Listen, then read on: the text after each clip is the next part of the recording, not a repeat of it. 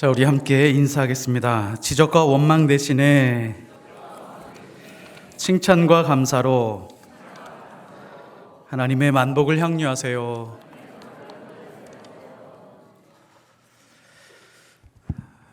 오늘 말씀의 제목은 모퉁이만큼은 취하지 말라라는 제목으로 하나님 말씀 전하도록 하겠습니다. 자, 오늘은 추수감사주일입니다. 자, 우리는 그동안 신앙생활 하면서 많은 추수감사주일을 지내왔습니다. 한편으로 보면 좀 식상하기도 한 이제 그런 추수감사주일이라고 할 수 있습니다. 우리 이렇게 한번 생각해 봤으면 좋겠습니다. 성경 말씀 안에 이런 말씀이 있는지 한번 생각해 보십시오. 너희는 추수했으니 하나님께 감사하라. 혹시 이런 말씀을 성경 안에서 보신 적이 있으실까요? 성경에서요, 이상할이 많지 곡식을 추수하는 장면에서 감사하라는 말씀을 찾아볼 수가 없습니다. 추수하면 당연히 감사 아니야 라고 생각을 할 정도이지만 성경에는요, 추수하는 말씀 그 주변에 감사라고 하는 단어가 등장을 하지 않습니다. 그리고 감사하라라고 하는 그 말씀 주변에 곡식을 베거나 추수하는 장면이 등장하지가 않습니다. 이 감사하라는 단어가 제일 많이 나오는 성경은 어디일까요? 시편이죠, 시편. 자, 시편의 감사가 몇 번 나오냐면 75번 나옵니다. 75번이 나오는데 그 감사하라 여호와께 감사하라 라고 하는 그 말씀 주변에 추수하는 장면이 등장하지가 않습니다. 당연히 한두 번은 등장할 것 같은데 75번 안에 거의 등장하지가 않습니다. 세상의 많은 민족들이 추수하고 나서 추수 노래를 가지고 있습니다. 민요를 통해서 가지고 있던지 추수 노래를 하는 그런 그 풍습들이 있는데 성경에는요, 특별히 추수할 때 부르는 노래가 없습니다. 의외이죠. 무슨 뜻일까요? 이 성경에서 말하고 있는 이 감사라고 하는 말은 어떤 열매가 풍성했을 때, 열매를 많이 맺었을 때에 어떤 성과가 있거나 성공했을 때 무언가 충분히 풍족하게 느껴졌을 때 감사하라 라는 것이 아니다라고 하는 것을 알려주고 있습니다. 많은 열매의 감사가 국한되지 않고 있다라고 하는 것을 이 사실만으로도 알 수 있죠. 그래서 성경이 놀랍고 위대한 점이 바로 이겁니다. 성경이 말하는 감사는 절대로 성공이나 번창했을 때를 두고 가두어 놓지 않습니다. 성경은요, 감사해야 될 이유를 말하지 않고 항상 성경은 감사해야 될 때에 대해서 이야기를 합니다. 구약도 마찬가지고 신약도 마찬가지입니다. 역대상 23장 30절에 보면 아침과 저녁마다 서서 여호와께 감사하라. 어느 때에 감사할지 알려주고 있죠. 그리고 에베소서 5장 20절 범사에 우리 주 예수 그리스도의 이름으로 항상 아버지 하나님께 감사하며 범사에 감사하라 이런 거는 너무 잘 알고 있는 말씀이죠. 이 말씀은 무엇을 의미하느냐면 1년 중에 어느 날도 감사를 뺄 수 있는 날이 단 하루도 없다는 것입니다. 하루 중에 어느 시간 하나 감사를 빼놓고 살 수 있는 영역이 없다라고 하는 것을 성경은 말해주고 있는 것입니다. 다시 말해서 성경은 이 감사에 대해서 감사는 일생에서 편만한 것이다. 일생의 구석구석에 다 있어야 된다. 감사는 성공과 번영과 승리보다는 그래서 오히려 어디에 무게중심이냐면 실패와 좌절과 고난 속에 더 무게중심을 두고 있습니다. 이게 성경의 위대한 점입니다. 성경에서 추수가 나오는 모든 장면에 감사는 없는데 특별히 하나 있는 것이 있습니다. 찬양은 있습니다. 이사야서 62장 9절에 보면 오직 추수한 자가 그것을 먹고 나서 여호와를 찬송할 것이요. 하나님 앞에서 추수하고 나서 무엇인가 열매를 거두고 나서 무언가 성공하고 나서 무언가 풍족했을 때 하나님을 찬송하는 것을 놓치지 마라. 추수하고 하나님을 찬송하는 것 매우 성경적입니다. 오늘 추수감사 음악회 있죠? 많이 참여하시기 바랍니다. 우리는 언제나 말씀을 받을 때요, 이렇게 하는 본능적인 생각을 가지고 있습니다. 나에게 얼마나 많이 은혜가 되느냐, 얼마나 내 귀로 잘 들려오느냐, 그리고 얼마나 나의 상황에 대해서 딱 맞춤으로 설명해 주고 있느냐를 설교의 기준점으로 잡고 설교를 항상 듣고 있습니다. 하나님의 말씀을 들을 때 가장 중요한 것은 무엇이냐? 하나님이 중요하게 생각하는 것이 무엇인지에 초점이 있습니다. 이렇게 초점을 이동해 놓으면 어느 누가 설교를 하더라고 할지라도 하나님이 무엇을 중요하게 생각하는지만 캐치해낼 수 있다면 어떤 말씀을 통해서라도 은혜를 누릴 수가 있습니다. 우리는 간혹 함정에 빠지는 경우가 있죠. 저분이 설교하면 나는 들을 거야. 저 사람이 설교하는 거는 어떤 말을 하든지 나는 은혜 받을 준비가 되어 있어. 사람의 초점이 있지만 성경은 그렇지 않습니다. 성경에서 하나님이 중요하다라고 강조하고 있는 것이 무엇인지를 붙잡는 것입니다. 그러면 어느 한 사람이 설교를 한다라고 할지라도 저분을 통해서 하나님이 무엇을 중요하다라고 말씀하고 있구나라고 하는 것을 붙들 수 있다면 우리는 말씀 위에 바로 설 수 있습니다. 오늘 말씀이 그렇습니다. 레위기 19장 9절에 보면 너희가 너희 땅에서 곡식을 거둘 때에 여호와께 감사하라, 이렇게 말씀했으면 자연스러웠을 텐데 그런 말이 나오지 않습니다. 23장 22절 너희 땅에 곡물을 벨 때에, 그러니까 추수할 때에 여호와께 감사하라 라고 하면 좀 더 자연스러웠을 텐데 그렇게 나오지 않습니다. 두 말씀 중에 어디도 그런 말씀이 나오지 않습니다. 왜 그렇을까요? 이 부분도 중요합니다. 감사를 생략하고 있죠. 하나님이 감사보다도 훨씬 더 중요하게 생각하고 있는 것을 강조하고 있기 때문입니다.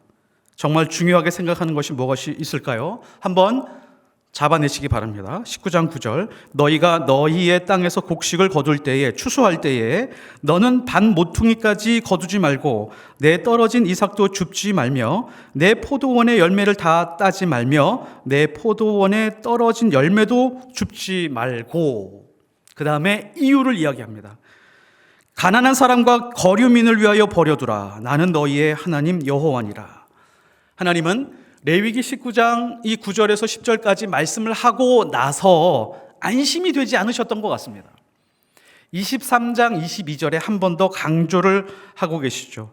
너희 땅에 곡물을 벨 때에, 추수할 때에 반 모퉁이까지 다 베지 말며 떨어진 것을 줍지 말고. 왜요? 그것을 가난한 자와 거류민을 위하여 남겨두라. 나는 너희의 하나님 여호와이니라. 자, 여기서 잡아내셨습니까? 강조하고 있는 부분이 뭐냐면 가난한 자와 거류민입니다. 가난한 자와 거류민, 나는 너희 하나님 여호와니라. 똑같이 맨 끝에 마무리로 이 말씀을 놓고 있어요. 이게 뭐냐면 마치 굉장히 중요한 문서에 직인을 찍어 놓은 것과 같습니다. 혹은 인감 도장을 찍어 놓은 것과 같습니다. 나는 너희 하나님 여호와노라. 내가 앞에 말했던 것을 반드시 지켰으면 좋겠다. 언제요? 추수할 때. 추수할 때 다른 거는 다 지키지 않아도 좋은데 이것은 꼭 지켰으면 좋겠다.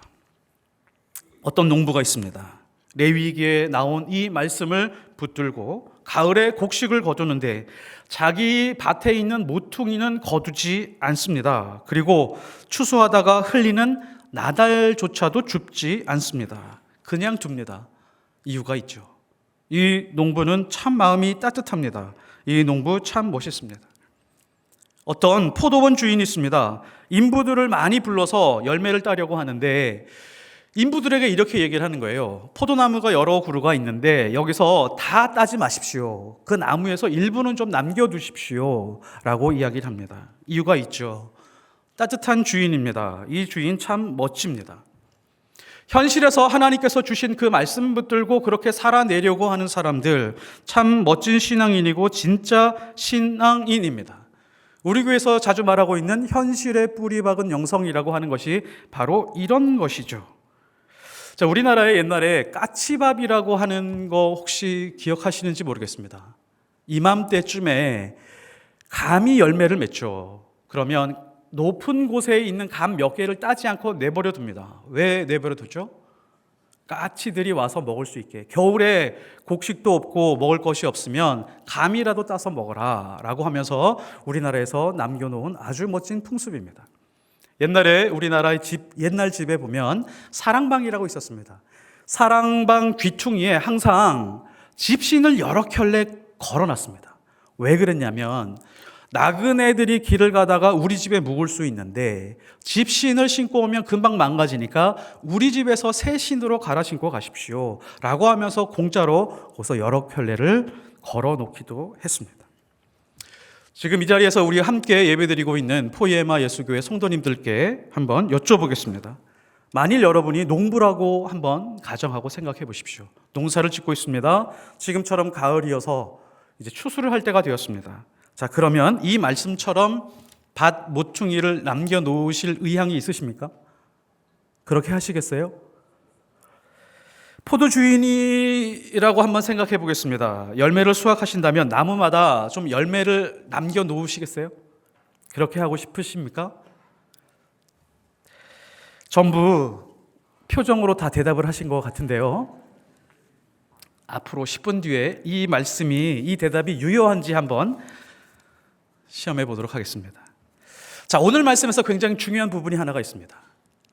하나님께서 우리에게 주신 말씀, 이 말씀에서 보면 몫을 구분해 주셨어요. 네가 수고해서 거두었던 모든 열매들이 있는데 그 열매들이 전부 다 너의 몫 아니다. 그 열매 중에 일부는 하나님의 것도 있고 그 열매 중에 일부는, 그 곡식 중에 일부는 특별히 모퉁이에 있는 것은 이웃의 몫이야. 그래서 몫을 구분해 주셨다라고 하는 것이 굉장히 중요합니다. 이것을 다른 말로 바꾸면 우리 수입에도 모퉁이가 있다라고 하는 것을 알 수 있죠. 지금 너희들이 벌고 있는 그 수입, 월급 혹은 연봉, 그것도 모퉁이가 있어. 자, 모퉁이를 어떻게 할 거니? 라고 우리에게 질문하고 있는 것과 같습니다. 아까 앞서서 말씀드렸던 것처럼 레위기에서 2번이나 강조하고 있다라고 하는 것은 하나님이 굉장히 중요하게 생각하고 있다는 것입니다. 또 하나는 하나님 입장에서 봤을 때 하나님의 백성들에게 이 말씀을 주면 한 번 말해서 잘 듣지 못할 것이다 라고 하는 그런 생각을 가지고 주신 것입니다. 왜 그럴까요? 가나안 땅의 특성이 있습니다. 이 가나안 땅이라고 하는 곳은 흉년이 자주 들죠. 성경에서 보면 흉년이 자주 들어서 조상들이 예전에 이집트로 이동했었던 그런 장면들을 여러 번 볼 수 있습니다. 어디를 가나 열매나 곡식으로 배불리 먹을 수 있는 땅이면 아마 하나님이 이런 말씀을 하지 않으셨을 거예요. 왜냐하면 누구나 어느 땅에 가든지 그 열매를 취할 수 있고 어느 땅에 가든지 곡식을 베어 먹을 수 있기 때문에 풍부한 곳이면 이런 말씀 하지 않았을 것입니다. 문제가 언제죠? 흉년이 들었을 때의 문제가 생깁니다. 모든 곡식을 다 거두어 들였는데도 불구하고 우리 집 식구 먹고 남는 것이 별로 없습니다. 이때부터 슬슬 고민이 됩니다. 마음의 초점을 잃기 시작을 합니다. 모퉁이를 남기고 싶지 않은 생각이 듭니다. 그리고 하나님도 이해하시겠지. 우리도 먹고 살 것이 없는데 내가 좀 남아야, 풍족해야 남을 위해서 모퉁이를 남겨줄 거 아니야 라고 하는 현실에 빠지게 됩니다. 그러면 우리가 하나님 입장으로 다시 한번 들어가 볼게요. 하나님 입장에서 말씀을 주실 때 수확이 풍성할 때를 기준으로 이 말씀을 주셨을까요? 아니면 그렇지 않은 때를 포함시켰을까요? 하나님은 우리가 부유해졌을 때를 기준으로 이 말씀을 주셨을까요? 그렇지 않을 때를 조금 더 강조하셨을까요?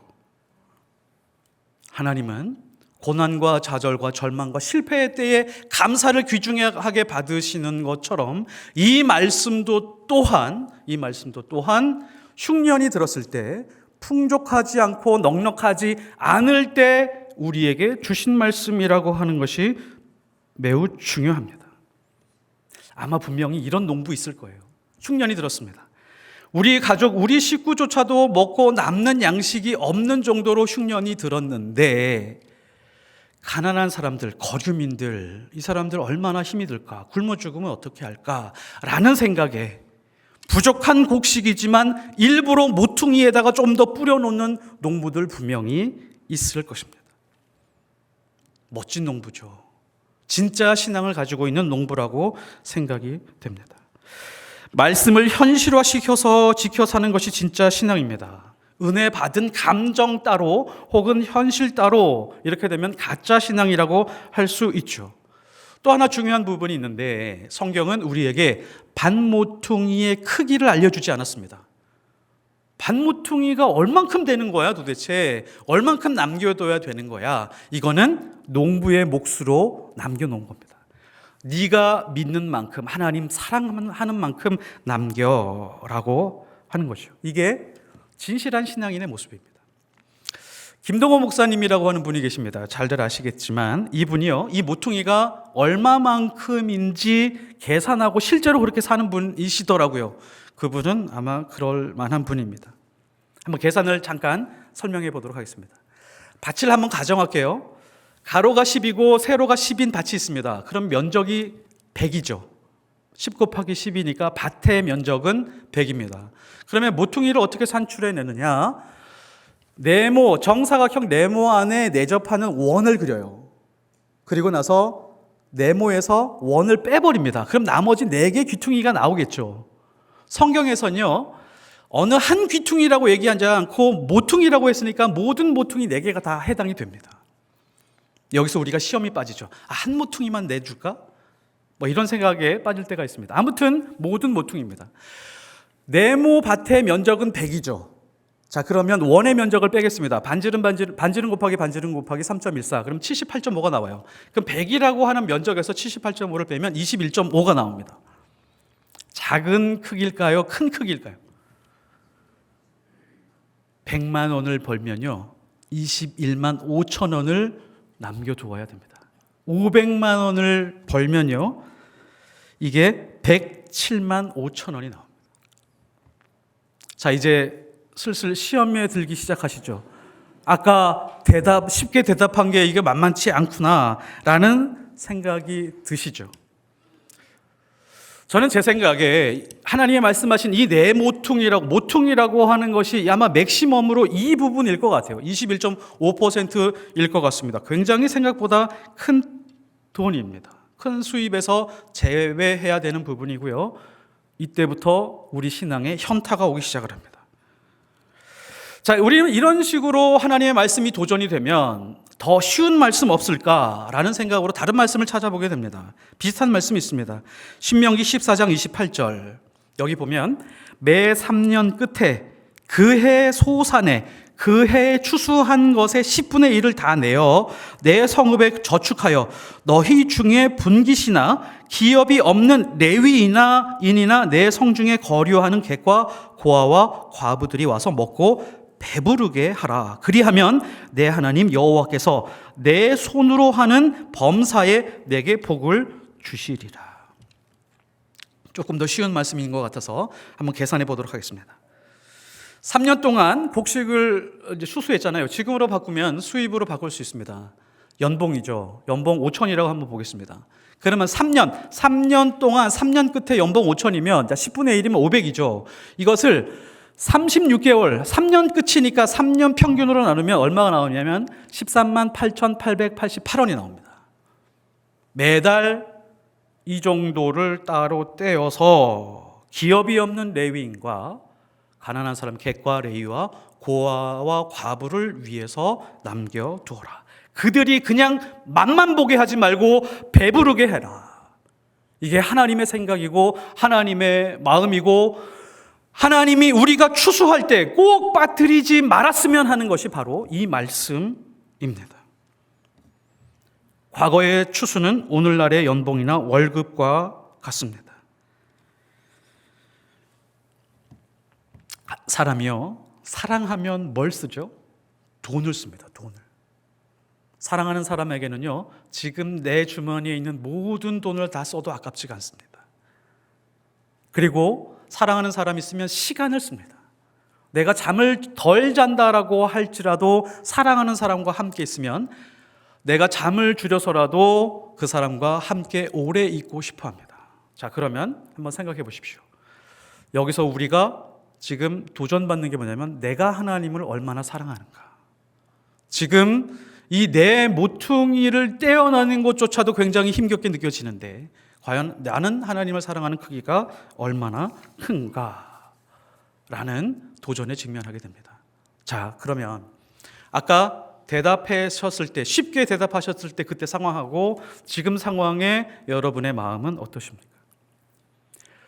마태복음 19장에 보면 돈이 많고 사회적인 리더십을 가진 한 청년이 예수님 앞에 찾아왔습니다. 바르게 살았던 청년인 것 같습니다. 이 청년은 단 하나 영적 허기를 가지고 있었습니다. 이 영적 허기 때문에 예수님을 찾아왔습니다. 그리고 예수님께 이런 질문을 합니다. 선생님, 내가 무슨 선한 일을 하여야 영생을 얻을 수 있겠습니까? 아주 겸손한 태도로 예수님을 만나고 예수님께 질문을 했습니다. 예수님이 이렇게 말씀하십니다. 네가 생명에 들어가려면 계명을 지키라. 그러자 부자 청년이 자신 있게 예수님께 그렇게 말을 합니다. 어떤 계명 지키면 될까요? 이 자신감 안에 뭐가 있죠? 예수님이 말씀하실 모든 계명 제가 다 지키고 있었습니다. 그러자 예수님이 하나하나 나열하기 시작을 합니다. 살인, 간음, 도둑질, 거짓 증언, 내 부모 공경하는 거, 이웃을 내 자신과 같이 사랑하는 거. 그랬더니 깜짝 놀랄 말을 이 청년이 말합니다. 예수님, 저 다 지켰습니다. 이 모든 것을 내가 다 지켰사온데 아직도 부족한 게 뭐가 있습니까? 자신감이 충만해 있습니다.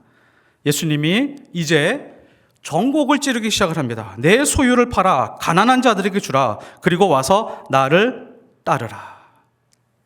네가 생각하는 모든 계명을 다 지킨 것 같은데 지금 한 부분을 콕 집어서 이야기를 하고 있습니다. 정말 너는 내 이웃을 위해서 내 몸과 같이 사랑하고 있니? 라고 하는 그 계명을 짚으신 겁니다. 그러니까 아니나 다를까 이 청년은 재물이 많음으로 슬퍼하고 근심하여 갔다라고 말을 하고 성경에서는 이 장면 뒤에다가 이 말을 덧붙입니다. 낙타가 바늘귀에 들어가는 것보다 부자가 천국에 들어가는 것이 훨씬 어렵다라는 그런 말씀이 나옵니다. 2000년 전에 고대 사회에서는 젊은 사람이 부자가 되는 경우가 극히 드물었습니다. 지금은 영 리치들이 있는데 주식이라든지 혹은 뭐 여러 가지 투자 혹은 IT 기업을 통해서 영 리치들, 부자들이 젊은 사람들이 많이 있습니다. 고대 사회에서는요. 젊은 사람이 부자가 될 수 있는 방법은 단 하나밖에 없습니다. 아버지가 부자이면 됩니다. 아버지가 유산을 물려놓고 돌아가시면 젊은 청년이 부자가 될 수 있었죠. 그리고 이 젊은 청년은 분명히 율법을 잘 지켜내는 뼈대가 있는 집안이었다라고 하는 것을 확신할 수 있습니다. 철저하게 율법을 지켜오고 있었고 집안도 풍족했고 여러모로 자존감도 높았고 교육 수준도 높았었던 것 같습니다. 자, 그런데 이 청년과 구약에 있는 부자들과 한번 그 흐름을 연결해 봐야 될 필요가 있습니다. 특별히 아모스서 8장에 보면 유대인들이 어떻게 부를 축적하는지가 나오는데요. 안식일을 지키려고 하면 예를 들어서 이렇게 지킵니다. 이 부유한 사람들이 안식일에 일을 하지 않으면 수입이 줄기 때문에 이 사람들은 아주 가난한 사람들을 고용하고 난 다음에 자신은 안식일을 지키고 이 사람들을 돈으로 사서 안식일마다 쉬는 때마다 일을 시켜서 부를 축적해 나가기 시작을 합니다. 너희들 당장 먹을 거 없지, 자녀들 키워야지. 그러면서 안식일을 지킨다는 명목으로 동족을 착취하고 억압을 하기 시작을 했습니다. 구약의 선지서에 보면 이런 내용들이 비일비재합니다. 아모스 8장 6절 은으로 힘없는 자를 사며 신한 켤레로 가난한 자를 사며 찌꺼기 밀을 팔자 하는도다. 그렇게 모아서 생성된 부를 통해서 그 집안은 아주 교양 있고 학식 있고 지적이고 신앙적으로 종교적으로 아주 뛰어난 그런 명문가의 가문으로 거듭나게 됩니다. 지금 예수님이 지적하고 있는 부는 바로 이 부입니다. 밭에 있는 모퉁이를 남겨두기는커녕 이웃을 억압하고 착취해서 생성된 부입니다. 그래서 예수님은 그 재물, 이웃을 착취해서 얻었던 그 재물은 되돌려 주어라. 그리고 나서 나를 따라라. 이웃의 것을 빼앗아서 축적된 부가 어떻게 생긴 거죠? 모퉁이를 점령해서 생긴 부입니다. 부자 청년은 들키고 싶지 않은 속사를 고발당한 것입니다. 사실 우리는요, 모두 부자 청년입니다. 우리는 그동안 부자 청년을 보면서 부유하니까 예수님 따르지 못하는 거 봐. 나는 가난하니까 예수님 잘 따르고 있어. 이런 생각을 하고 있었지만 우리도 또한 동일하다는 것입니다. 우리도 들키고 싶지 않은 속살이 있습니다.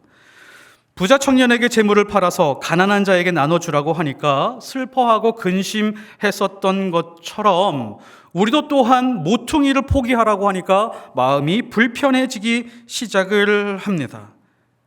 하나님이 우리에게 모퉁이 취하지 말라고 하니까 회피하려고 하고 변명하려고 하고 도망가려고 하고 저항하려고 합니다. 세상에 뿌리 박은 야망이 있고 욕심이 있고 탐욕이 있습니다. 하나님이 거저 주신 이 생명이라고 하는 은혜에도 불구하고 아직과 교만과 독선과 탐욕이 숨어 있습니다. 그리고 거기에서 비롯되는 열등감과 시기와 질투와 불평과 원망이 있습니다. 이것이 우리가 숨기고 있는 속살입니다. 이 속살은 언제 제거되기 시작을 할까요? 오늘 말씀에 순종할 때입니다. 모퉁이를 조금씩 포기하기 시작할 때입니다. 우리 수입에서 모퉁이를 떼어서 내는 것은 거의 죽음을 맛보는 것과 같습니다. 심리적으로 다 빼앗기는 것 같습니다. 차라리 죽여라 라고 말하고 싶은 생각이 들 때가 있습니다. 그런데 우리는 바로 그 지점에서 감사가 시작이 됩니다. 왜요? 자기 부인이 시작되기 때문입니다. 나 자신을 부인하지 못하면 모퉁이를 포기하기가 어렵습니다. 나의 좌절로 누군가의 희망을 주는 시간입니다. 십자가를 따르는 시간입니다. 누가복음 9장 23절. 아무든지 나를 따라오려거든 자기를 부인하고 날마다 제 십자가를 지고 나를 따를 것이라. 우리 교회를 한번 좀 살펴보십시오. 저는 이런 생각을 가지고 있습니다. 교회라고 하면 다 일반적으로 그렇게 통일시킬 수는 없지만, 그렇다고 다른 교회를 정죄할 것도 아니지만, 교회는 적어도 최소한 하한선으로 21.5%의 재정은, 그 예산은 이웃을 위한, 특별히 소외된 이웃을 위한 고정비용으로 박아놓아야 된다라고 생각을 합니다. 우리 교회 예산이 대략 한 10억 정도 됩니다. 그럼 21.5%가 얼마죠? 2억 1,500입니다. 작은 돈 아닙니다. 혹시 교회 운영에 조금만 관심을 가져보시면 이게 쉬운 일이 아니다라고 하는 것을 알 것입니다. 그리고 우리 교회는 21.5% 고정 비용 이외에 더 많이 하나님 앞에서 서약한 것이 있죠. 하나님, 그 이상 훨씬 더 많이 50%에 가깝게 하나님 앞에 쓰겠습니다 라고 선언하고 있죠. 우리 교회 과연 그렇게 사용하고 있었을까요? 그래서 이 일을 체계적이고 조직적으로 하기 위해서 지금 목공소 달란트 프로젝트를 하고 있습니다. 누가 소외된 이웃이냐라고 질문을 했을 때 이것을 성경적으로 분석하고 사회학적으로 분석해서 우리가 어느 정도를 할 수 있을까라고 할 수도 있었지만 성령 하나님의 인도하심에 의존했습니다. 모든 목장에다가 50만 원씩 주고 정말 사각지대에 있는 그 사람들을 모았는데 대략적으로 이 정도가 모여졌습니다. 미혼모, 그룹홈, 장애인 가정, 노숙인, 탈북 청년, 한부모 가정 등등. 앞으로 지켜만 보지 마시고 함께 참여해 주시기 바랍니다. 이것이 우리 교회의 모퉁이 신앙이고 모퉁이 신학입니다. 교회 공동체를 세워가고 하나님과 이웃을 사랑하는 방식입니다. 이 모퉁이 안에서 하나님을 사랑하는 것과 이웃을 사랑하는 것이 압축되어 있습니다. 뿐만 아니라 자기를 부인하는 십자가도 있습니다. 순도 높은 신앙이 이 모퉁이 안에 있습니다. 그래서 레위기에서 2번이나 하나님께서 우리에게 강조하신 거죠. 그런데 우리는 이 말씀들을 그냥 점프해 가서 살았던 날들이 더 많습니다. 말씀대로 산다는 것은 가장 확실한 방법은 무엇일까요? 돈을 어떻게 쓰는가 보면 됩니다. 유진 피터슨이 말하는 현실의 뿌리 박은 영성, 이것은 모든 현실이 돈으로 이루어졌기 때문에 숨만 쉬어도 돈을 써야 되기 때문에 우리의 영성은 정확히 돈에 뿌리박은 영성이라고 할 수 있습니다. 돈을 회피하면서 우리의 영성이 높아지는 사례는 거의 없습니다. 그래서 교회는 부흥운동을 하는 곳이 아니라 모퉁이를 확장해 가는 곳입니다. 그래야 하나님 나라가 확장이 됩니다. 앞에 있는 말씀들이 너무너무도 부담스러우셨다면 이웃을 내 몸과 같이 사랑하라 라고 하는 것을 어떻게 실천할까 라고 하는 고민을 가지고 계시다면 이 정도 수준도 괜찮을 것 같습니다. 보험을 들고 계시죠. 내 몸을 위해서 보험을 들고 계시죠. 내 몸과 같이라고 했으니까 내가 들어있는 보험 수준하고 또 비슷한 수준에서 다른 사람에게 도와주는 겁니다. 그러면 내 이웃을 내 몸과 같이 사랑하는 방법이 되겠죠. 구체적으로 실천할 수 있습니다. 물론 가난하고 힘든 분들도 계십니다. 빚이 너무 많아서 힘겹게 살아가는 분들도 계십니다. 이분들은 어떻게 하느냐? 내가 가지고 있는 그래도 무언가 물질들 중에 10,000원이건 20,000원이건 어떤 분들은 10,000원을 누군가를 도와주어도 심리적인 충격이 있는 사람들이 있습니다. 살짝 심리적인 충격이 있는 그 지점이 바로 이웃 사랑을 실천하는 그 지점입니다. 돈의 크기, 퍼센트 이거보다도 실제로 내가 살짝 마음의 충격을 가지고 이웃을 섬기겠다라고 하는 그 지점이 바로 우리의 영성이 살아나는 지점입니다. 곡식을 벨 때에, 과일을 수확할 때, 곡물을 벨 때, 추수감사절에 우리에게 주시는 말씀입니다. 모퉁이에서 하나님이 주시는 은혜와 영광을 누리시기를 예수 그리스도의 이름으로 축복합니다. 기도하겠습니다.